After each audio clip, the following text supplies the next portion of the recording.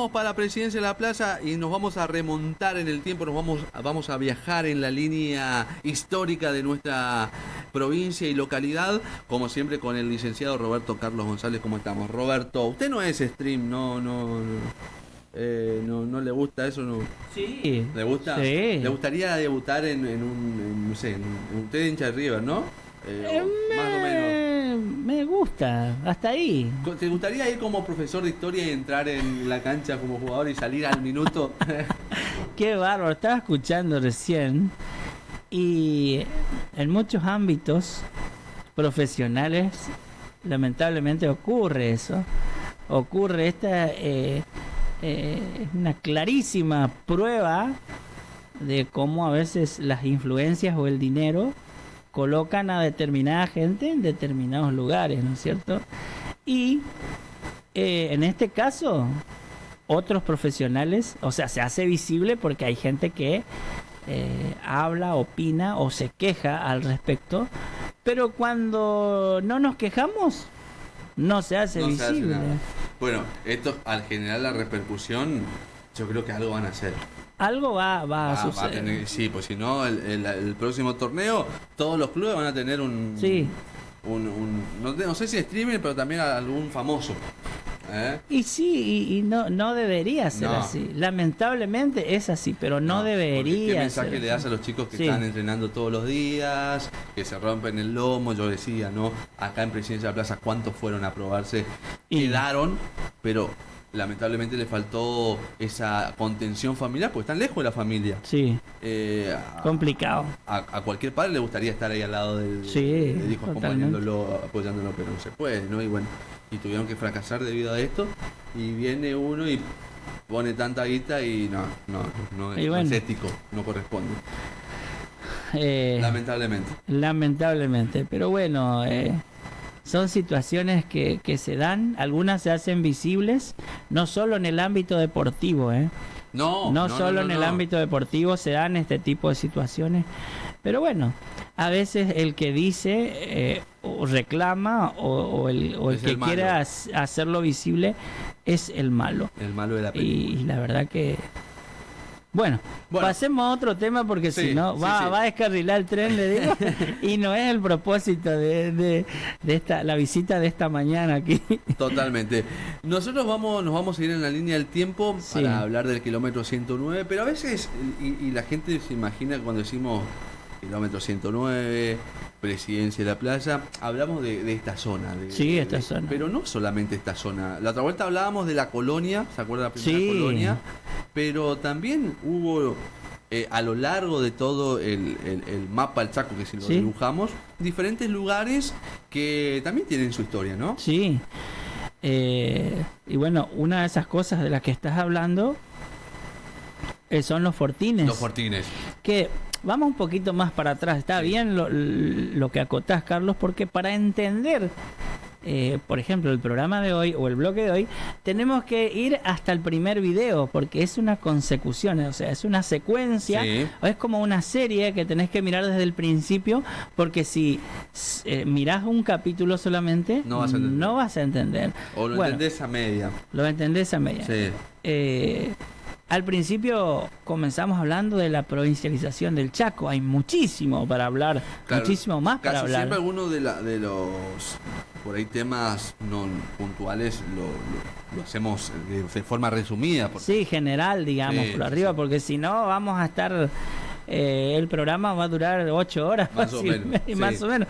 Bueno, y otro de los temas que tocamos eran los fortines, que tiene que ver justamente con la creación de la gobernación del Chaco y después del territorio nacional,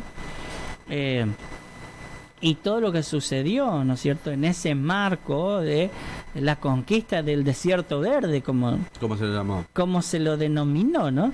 Entonces, uno de esos fortines fue justamente el Fortín Indio Disparado, que está en el departamento Presidencia de la Plaza, que anteriormente tuvo otro nombre, departamento Martínez de Oz. Bueno, es un lugar me decía fuera del aire, como adelantándose un poco, y de hecho que así es escrito está en el libro que tenemos como referencia, sí. Que es el libro de García y Ucielo, impreso en 1997, libro que se imprimió bajo la gestión del intendente Luis Castellanos. Menos mal que pensaba, ¿no? Justo en el camino hacia la radio. Menos mal que hubo un intendente que apoyó esto, porque es importantísimo, sin tratar de generar nada, ¿no es cierto? Totalmente. Importantísimo el apoyo institucional para este tipo de cosas, de algo que el resultado de una investigación científica, porque acá no hay poesía, no es que a alguien se le ocurrió escribir, sino que hay documentos históricos, hay pruebas, sí. Testimonios históricos, y nos estamos basando en eso. Obviamente que la historia oral también sí. es importante. Hay cosas que por ahí no están escritas. Claro, o están por ahí, como lo hacemos en el programa, Sí. por arriba. Y que por ahí uno en el boca a boca o charlando con personas que son familiares, claro, de eso, que cuentan sí, algo que por ahí cuentan. en el libro no está. O en los libros no están. Hay muchas cosas que en los libros no están. Sí. Y que bueno, este intendente, algún día le preguntaré cómo llegó a imprimirse este libro, o sea, porque habrá seguramente este matrimonio, porque eran profes acá en el Colegio San Martín de Presidencia de la Plaza, se les habrá ocurrido hacer, y bueno, hoy por hoy, con lo que cuesta imprimir un libro, totalmente. Y aparte la importancia que tiene, porque es para Presidencia de la Plaza, Sí, ¿no? Después, no sé si tenés el dato, pero sería bueno averiguar cuántos libros se han Impreso. Ajá. Si hubo una primera edición, una segunda, claro, una primera tanda. Sí, exactamente. Bueno porque yo recuerdo que no muchos tenían ese libro. No muchos tienen. No muchos tienen. Sí, está en la biblioteca pública, está. Algunos lo tienen y no le dieron, quizás no le dieron. Lo compraron, lo dejaron en la Lo biblioteca. dejaron ahí. Sí, Lo dejaron ahí. A veces pasa. Decía, ojalá algún día otro... Hay que ver si no está en alguna... Ahora se hace mucho las ferias libres que aparecen allí. Sí, aparece, es importante. Vio que a veces siempre hay un placeño dando vuelta por todos lados y bueno, mirá ese libro. Habla un poco. Sí, la verdad que es importante. Otra de las cosas que me dijeron y siempre me olvido y que ahora se me vino a la mente es que mucha gente le gustaría digitalizar ese libro. Para tenerlo. Creo que ahora se usa mucho los audiolibros, los libros de forma online. Claro. Que sea una opción también. Hay mucha gente que aunque no lo crea, lee en el celular. Muy buena opción, Sí. Porque hay herramientas que tiene Google, por ejemplo, que si uno no quiere leer, lo puede escuchar, lo va a escuchar tranquilamente. Sí. Y si está bien escrito, totalmente. Ningún problema. Bueno, hablamos entonces de El Indio Disparado. ¿Dónde está o dónde estaba? ¿Cómo lo digo? No, el lugar sigue existiendo. Lo que pasa que en su momento fue un fortín o un lugar de militares sería. ¿Te acuerdas que en el fortín decíamos que era un lugar, una especie de cuartel? Ahí está, muy bien. Donde... Aprobó, Ahí está, donde se hacía guardia justamente para evitar que en ese tiempo los nativos, mal llamados indios, invadieran Bueno, no invadían nada, estaban en su territorio. Estaban en su territorio. Sí, pero bueno. Justamente el fortín indio disparado tenía ese propósito, al igual de que todos los fortines, de afianzar la zona o las tierras ganadas a los nativos, a los aborígenes, o a los, como decía, a los indios. Después terminaría en la exterminación. Sí. Después. Sí, después. Bueno, eso... Otro tema. Es un tema bastante complicado, delicado y difícil, como lo decía. Bueno, uno de los propósitos de ese fortín indio disparado era hacer de refugio o de lugar para las diferentes expediciones que venían del norte de Santa Fe, o sea, expediciones militares. Fíjense la importancia que tuvo el fortín indio disparado, que fue el lugar donde mucho tiempo del regimiento de caballería séptimo y el 11º, o sea, dos caballerías estaban asentados allí. Mirá. Y desde allí participaron en diferentes luchas, por así decirlo, o batallas, por ejemplo, con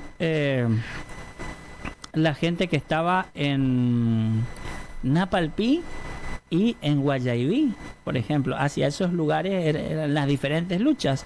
Así que fíjese que seguramente en toda esta región también, ahora yo un poquito más adelante voy a dar algunos detalles de la población que estaba acá en ese momento. Uh-huh. Pero estamos todavía, nos detenemos en el Fortín Indio Disparado.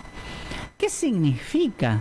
Porque tiene un significado, claro, ¿no? ¿Por qué el nombre? ¿Por qué el nombre? Bueno, tenemos que ir al diccionario geográfico de... bueno, ahora en este momento se me fue el nombre real. Es como la Real Academia Española, digamos. Claro. Hay un diccionario científico, geográfico, Mirá. Que lo usaban las fuerzas militares. Uh-huh. Ahora se me fue el nombre, creo que lo tengo acá en el celular. Bueno, donde aparece la definición indio disparado. Se refiere a una persona que emprendió una huida y que, en su defecto, un militar le disparó, digamos, con el arma de fuego reglamentaria. Entonces, a eso se refiere. Una persona que le dispararon con un arma de fuego. Se refiere a no es que el indio disparó, como decimos, claro, que se fue corriendo. Claro, se escapó. Se refiere a una persona que emprendió una huida y le dispararon con un arma de fuego. Lógicamente fue muerto, ¿no? Falleció esta persona. Uh-huh. Que era algo común, dice este diccionario, claro. Que fue editado en 1941. Fíjese, era común que un militar le dispare a un nativo y no pasaba nada. Estaba dentro de la ley, digamos. Exacto. Estaba permitido. Uh-huh. Y eso ahora yo voy a explicar todas esas cuestiones, esos avasallamientos, o ese avasallamiento hacia el pueblo nativo, uh-huh. llevó a tuvo consecuencias. Totalmente, como todas cosas. Como todas las cosas. Podemos nombrar, por ejemplo, la masacre de Napalpí como un suceso sobresaliente, si se quiere, que fue conocido, digamos, estudiado por muchas universidades del mundo. Ojo, no es cualquier, no es que Napalpí, no, es un acontecimiento muy reconocido y muy estudiado, que resonó bastante en la República Argentina y que recién se terminó de resolver a los 98 años, que bueno, después hablaremos de eso. Sí. Bueno, ¿dónde está ubicado este Indio Disparado? Está al sur del departamento, uh-huh. Fuera del aire, justamente acá la productora me decía, asociaba con el apellido Vizcay, sí. De hecho, que al momento de imprimirse, o sea, en el año 1997, dice, ese lugar hoy pertenece al señor Bernardo Vizcay. Decía en el año 1997. Hoy seguramente pasó a manos de sus familiares, ¿no? Claro, sí. Y bueno, es un asentamiento que o el Fortín, un asentamiento militar que se creó entre 1983 y 86, 1883 estamos hablando. 1883 sí. Y 1886. Recordemos que la gobernación del Chaco, que después fue territorio nacional, ¿te acordás? 1872, presidente Sarmiento, de ahí en adelante. Entonces, todas esas campañas militares, fíjate la importancia que tenían, que del norte de Santa Fe, por ejemplo, de Florencia, sí. Venían y se quedaban ahí. Era su lugar de asentamiento para claro. seguir hacia al interior del Chaco. Claro, digamos. Lo que por ahí algunos llaman hoy los famosos descansos, paradas, sí. etcétera, ¿no? Que bueno, sí, era un lugar importante. Pero estaba seguramente bien militarizado, bien custodiado. Exactamente. Sí, decía que estaba la gente de caballería, sí, y todo lo demás. Era un lugar importante para los militares. Bueno, después, viendo las condiciones para que la gente se pueda dedicar a la ganadería, empezaron a venir ya para 1911, 12, 13, comenzaron a venir civiles y con el permiso correspondiente, ¿no es cierto?, de la Presidencia de la Nación y de las autoridades competentes, bueno, se empezó a poblar con familias y se empezaron a dedicar, es más, hasta el día de hoy sigue siendo una zona ganadera por excelencia, que de hecho lo digo a boca llena y con mucho orgullo, y yo no tengo vínculos con la sociedad rural de ningún tipo, somos capital provincial Totalmente. del ternero chaqueño. Aparte, es por la zona, por la geografía de la zona, era justamente ideal para esa. Ideal. Que de hecho el Departamento de Presidencia de la Plaza, dicho sea de paso, está dividido por la Ruta 16 en norte y sur. Zona ganadera y zona agrícola. Exacto. En norte y sur. Así que, bueno, eso era un poquito. Seguramente hay mucho más. Yo simplemente me estoy basando, como decía al principio, en el libro de García y Bucielo, el de la tapita azul. Pero qué importante porque sin llamarse todavía Presidencia de la Plaza, ya estaba. Sigue siendo ya desde mucho tiempo antes una zona importante. Una zona importante. El centro del Chaco, podríamos decir. Pues sí. No llegó a poblarse como un pueblo. Claro. No llegó a poblarse como la ciudad cabecera sería, debido a que la estación no estaba en las inmediaciones. Exactamente. Acá se convirtió en un conglomerado porque por las vías del tren, la estación. Exactamente. Así que bueno, Carlos, eso era un poco sobre el Fortín. Yo sé que hay muchas personas a quien le podemos preguntar acá. Sí. O familiares. Sí, hay personas a las que se les puede preguntar. Y seguramente debe haber anécdotas, historias, hechos que han ocurrido. Que como decíamos, a veces en los libros no están y que la gente te cuenta así, pero en ese lugar ocurrió tal cosa. Que a veces los libros no lo reflejan o lo reflejan así como forma de datos. Y no lo desarrollan totalmente, ¿no? Pero bueno, vos decías y hablábamos de este indio disparado, esta persona que vivía y que al fugarse o al correr lo dispararon. Quiere decir que eran en Presidencia de la Plaza, habitaban. Exactamente. Y si me imagino, no sé, ¿qué número de pobladores originarios existían? Sí, ahí pasamos al otro tema. Sí. La verdad que era una de las preguntas pendientes. Sí, yo le había preguntado. Sí. Según la policía del territorio, que fue la que tuvo el primer contacto, digamos, una autoridad competente que va tomando nota sobre las personas que va encontrando. No sé si te acordás cuando hablábamos, cuando llegó la Punta de Riel, fines de 1910. Una especie de censo que hicieron. Primero estaba la policía del territorio. Después pasamos a tener como una subcomisaría, como un destacamento, digamos, acá en el kilómetro 109. Bueno, el subcomisario Cejas fue el encargado de hacer esa especie de censo, digamos, y dejó un registro aproximadamente de 300 personas, o sea, 300, para que se entienda más rápido, que no se malentienda, por favor, no es un término despectivo usado en este caso, había más o menos 300 indios, ¿no? De los cuales estaban divididos en tres grupos, porque eran dirigidos por tres caciques. Por un lado el peruano, otro de apellido o nombre Pinay. Mira. Y no me voy a acordar el tercero. Pero bueno, eran tres grupos y en total tres familias grandes dirigidos por tres caciques, bueno, 300 personas aproximadamente. Acá en la localidad, y bueno, no era, digo mal porque no era una localidad, era un lugar donde se estaban dedicando a la agricultura, o sea, sembraban en su mayor parte o la mayoría de su producción era algodonera y de maíz. Estamos hablando en 1913 aproximadamente, así que fíjese, el algodón hacía poco tiempo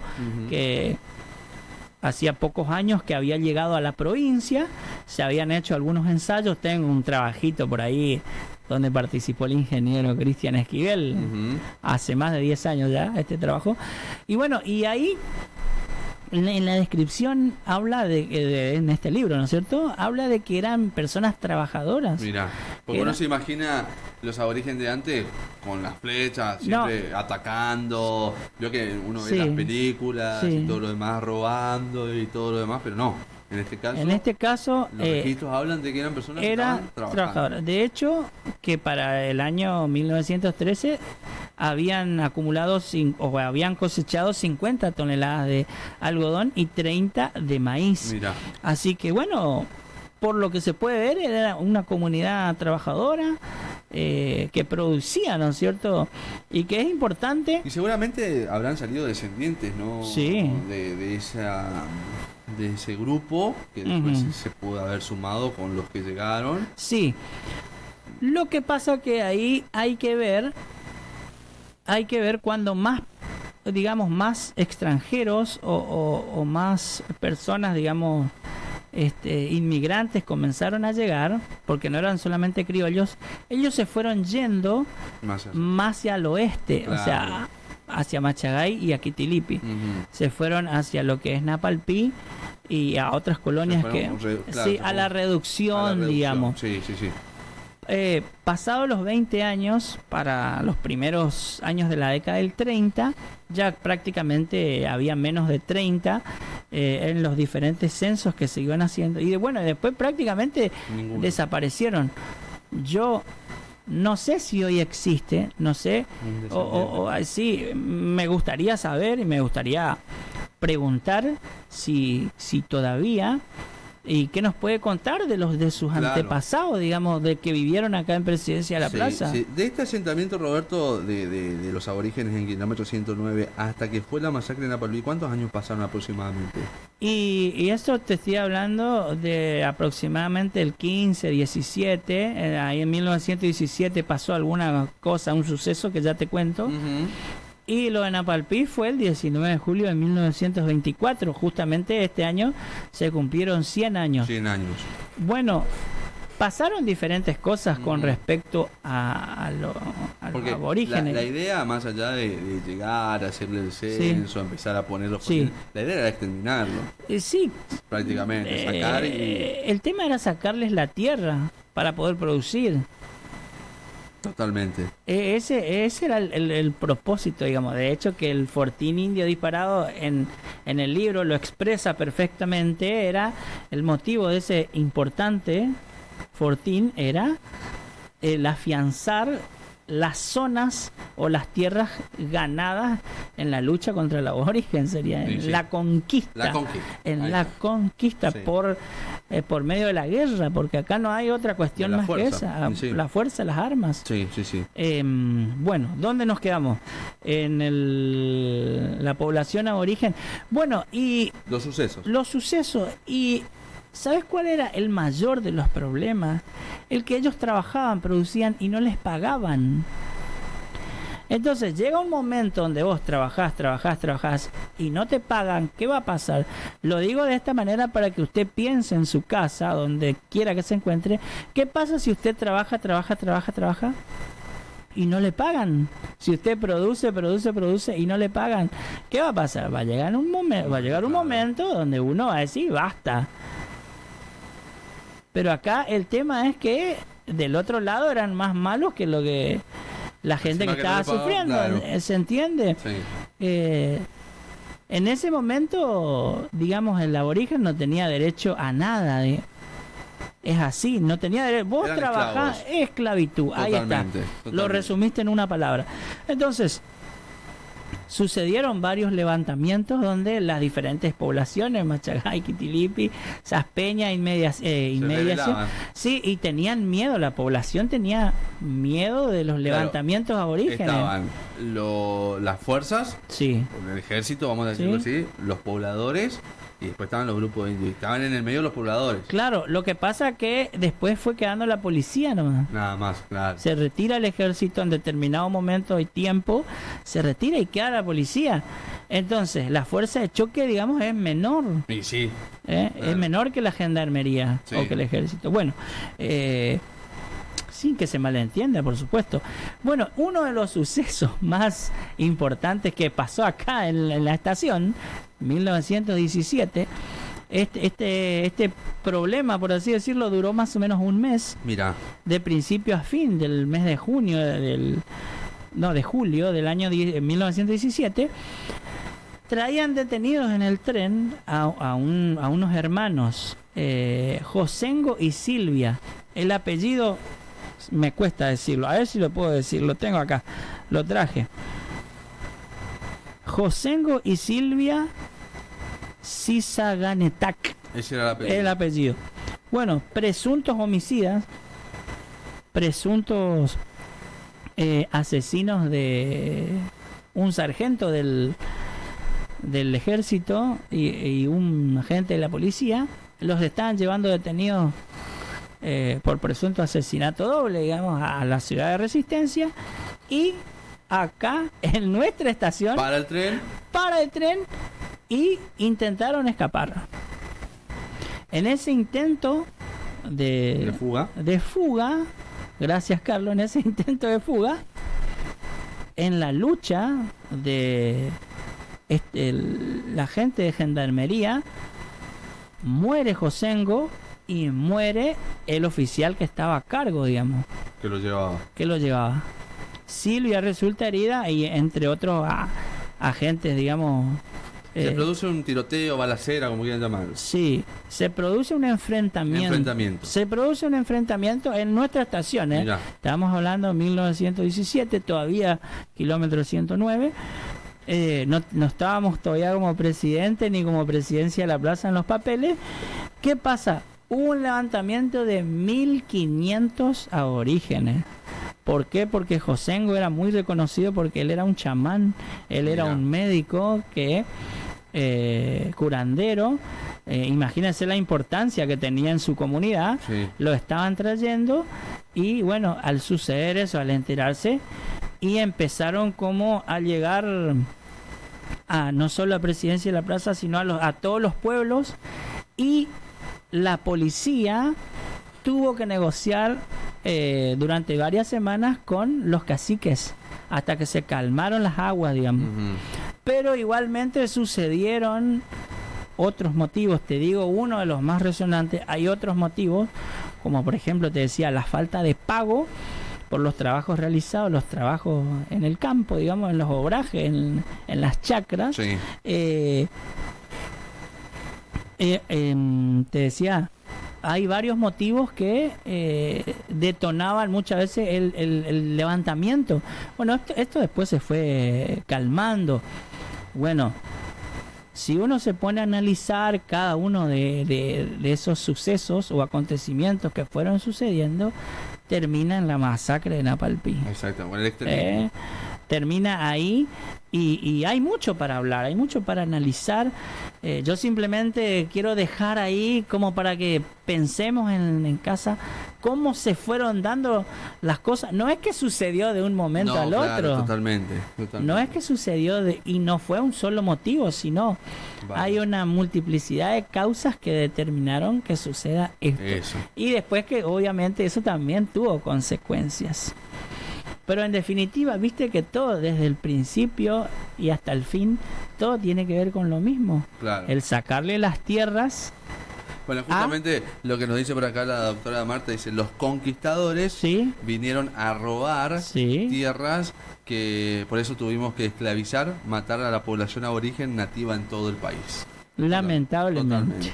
Totalmente. Lamentablemente. Es difícil para mí, sinceramente difícil tocar estos temas.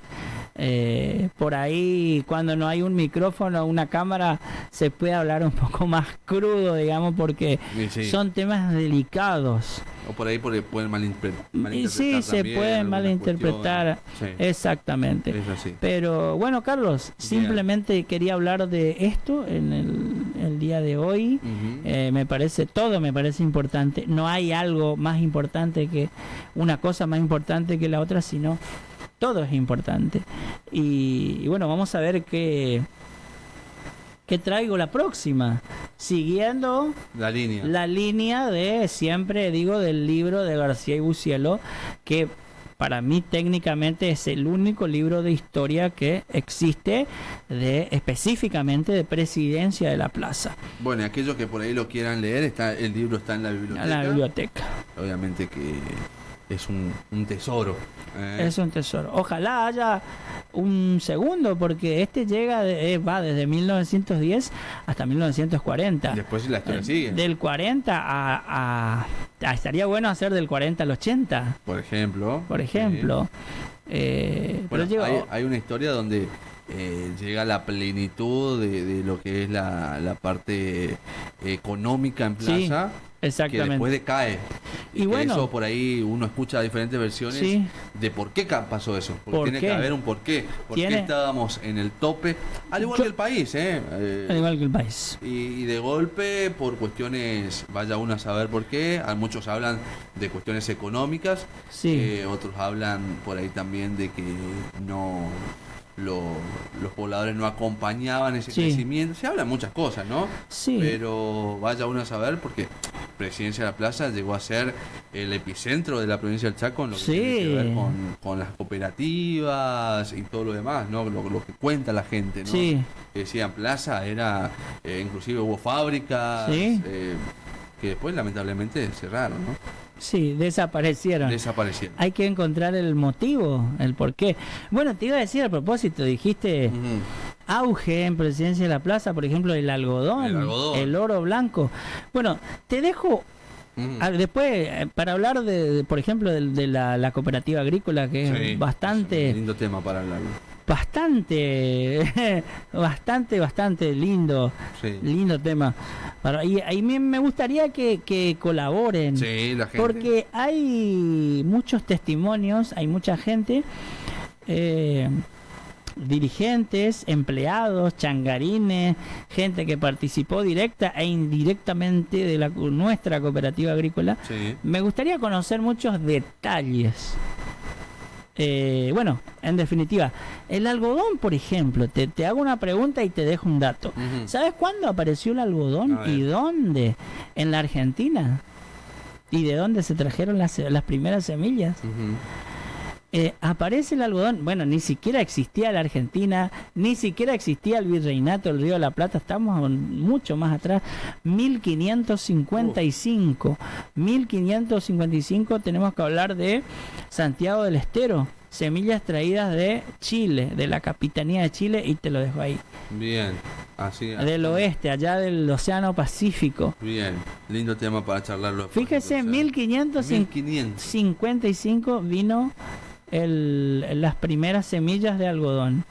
Y acá en la provincia del Chaco, los primeros ensayos se hicieron en un lugar que se llama Fortín San Carlos.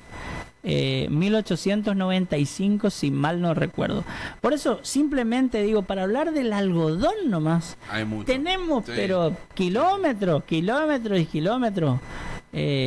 Cosas lindas y cosas no tan lindas, como todo, porque la historia es eso. Exactamente. Arrastra todo. La reconstrucción de todo. Porque si no sería una poesía. Totalmente. Escribir solamente, romantizar la historia, escribir todo lo lindo. Sí. Vamos a hablar de todo. Exacto. Porque la moneda tiene dos caras, no tiene una. Recordemos siempre eso. Roberto, como siempre, muchísimas gracias.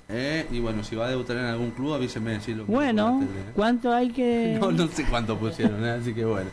Gracias.